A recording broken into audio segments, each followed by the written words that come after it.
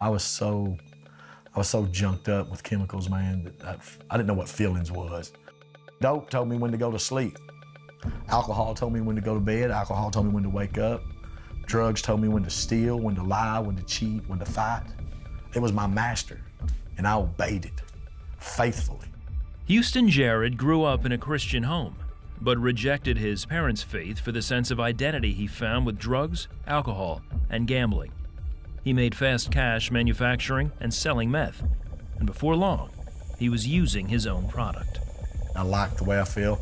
I can gamble now instead of for 12 hours and having to go to sleep. I can gamble for 3 days if I want to. I can sit at a blackjack table for 2 days if I want to. All I gotta do is just snort a little line of this, and then that just become more and more, and it just consumed me, man. It consumed everything around me. It infected me and everyone around me. It just became contagious, and I happened to have the connection, so I was the man.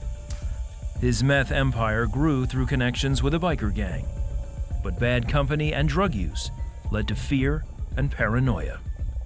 Toting pistols around a lot, because I wasn't so much afraid of the police as much as I was afraid of that person that was going to put that gun to my head and rob me, because I wasn't going to allow them to take what I had. This was mine. So if it meant me killing you for it, then so be it, So you're not going to take my stuff. To Houston, time in jail or court-ordered rehab was just a cost of doing business. But as the state's war on drugs ramped up, so did Houston's prison time.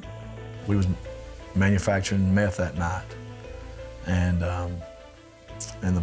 about daylight that morning, right before we wrapped it up, sheriff's department kicked in the front door, and it wasn't no small-time jail anymore. They was tired of the epidemic of methamphetamine in Arkansas, and they were making examples of people. I never had a felony conviction in my life. The first felony I ever caught in my life, I'd done 3.5 years in prison. I was a macho guy, but inside I was a scared little punk. I'm mad because I'm in jail. I'm angry because I got busted. I'm just tormented on the inside because my lawyer can't get me out of this. And then on top of all that, all the patches, all the motorcycle guys, they turned their back on me immediately. And now I'm in jail getting whooped just because I'm white. And I'm 25 years old, man. And I was raised different. And inside me, there was always something that drew me to know this ain't what you're supposed to be doing. When he got out of prison, he lived with his brother who also cooked meth. Houston felt powerless to escape the lifestyle and moved away hoping for a new start. His brother continued the business until one day, he vanished. They found remnants of what they think was him. And motorcycle gangs know how to dispose of things. And that's something that lays on my mind because I introduced him to that. There's no doubt in my mind that I introduced him to the person who killed him. I was angry, man. I was a mad young man. But now I'd lived through prison. So the fear of prison wasn't enough to get me to stop at this point because I'd lived through it already. The fear of ODing wasn't enough to get me to stop because I'd already OD'd numerous times. Houston moved to Tennessee while on parole but failed several drug tests. After a high-speed chase in a stolen car, he was sentenced to 7 years in prison. He tried every avenue to get the sentence suspended, even appealing to Teen Challenge, a Christian discipleship program. But he was denied acceptance. Houston was broken and ready for a change.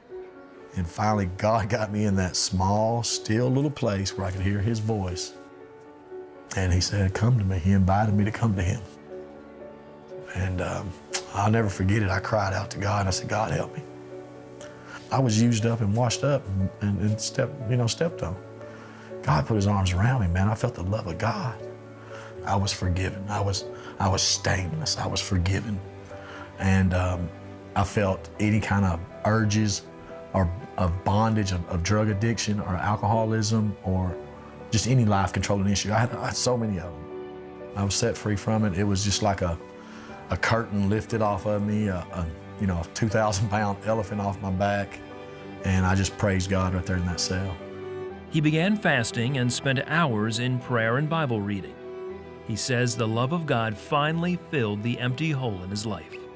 Looked for love in the drugs and the gambling, and it was all temporary. I looked for it in women and in alcohol. It's all temporary. I looked for it in a motorcycle club, or I looked for it in this white racial gang. It was all temporary, brother. I could only find some peace and joy for a little while, and then it was gone, used up. Jim Beam let me down. Cocaine let me down. Jesus Christ has never let me down, brother, never. Miraculously, after 9 months in jail, he was accepted into a 1-year Teen Challenge program, and a new judge suspended his sentence. He says the time with Teen Challenge gave him a new vision for his life. It saved my life. Jesus delivered me. He desired that. He got me in a place where I could be broken. He delivered me, and then he gave me a foundation that I can build on, and I have been building on. The freedom that the Bible talks about in Jesus Christ, I felt it. It wasn't just some words on a paper or some preacher preaching to me. The Apostle Paul says that he was the chief. Houston now serves as a youth pastor at his church and is married to Lana, the love of his life. He also works with Teen Challenge, sharing with others the true identity he found in Jesus Christ. I'm not a drug addict. I'm not an alcoholic. I'm not a convicted felon. I'm not a convict. I'm the son of a one true God. Instead of looking at Christianity as the things that I can't do as a Christian, I look at the freedom that I have in it as being a Christian, and I walk in that freedom, and I walk in that mercy and that grace. And I want to tell everyone in the world about it. Amen.